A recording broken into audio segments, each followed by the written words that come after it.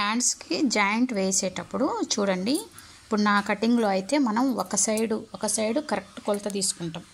Hand lining క్లాత్కి ఒక side correct కొలత తీసుకుంటాం, ఇంకో సైడ్ మాత్రమే ఎంత చిన్న జాయింట్ అయినా ఒక సైడ్ మాత్రమే పడేలాగా కటింగ్ చేసుకుంటాం.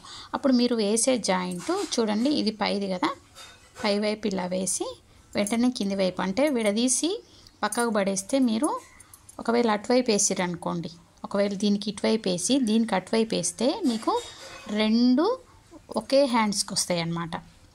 దానికి ఒక హ్యాండ్ దీనికి ఒక హ్యాండ్ రాకుండా తప్పు వస్తుంది హ్యాండ్ అనేది. అలా కాకుండా మీరు కొత్త వాళ్ళైతే, మన వీడియోస్ అన్నీ కొత్త వాళ్ళకే అండి, కొత్త వాళ్ళ కోసమని నేర్చుకోవడం కోసం మనం వీడియోస్ పెడుతున్నాం కాబట్టి ఇంత క్లియర్గా చూపిస్తున్నాను అన్నమాట. ఒక హ్యాండ్కి ఇలా చూడండి, ఖర్చులు బ్యాక్ సైడ్ పోయినాయి కదా, ఇట్లా పెట్టి మళ్ళీ సేమ్ దీనిపైన ఖర్చులు దీనికి బ్యాక్ సైడ్, అంటే మంచి రెండు ఇలా మధ్యలో ఉండాలి. ఓకేనా? ఇలా జాయింట్ వేసుకుంటే మీకు అస్సలు తప్పుపోదు. మీరు మళ్ళీ శారీ క్లాత్కి వేసుకునేటప్పుడు కరెక్ట్గా వస్తుంది అన్నమాట. రెండు ఒకే హ్యాండ్కి రాకుండా ఒకటి రైట్ సైడ్ ఒకటి లెఫ్ట్ సైడ్ వస్తుంది. ఓకేనా? ఈ మధ్య మధ్యలో ఇలాంటివి నేర్చుకుంటూ కోర్స్ మళ్ళీ కంటిన్యూ చేస్తా. ఇలాంటివి నేర్చుకోండి, మధ్య మధ్యలో కోర్సే కంటిన్యూ చేస్తా, ఫాలో అవ్వండి తప్పకుండా.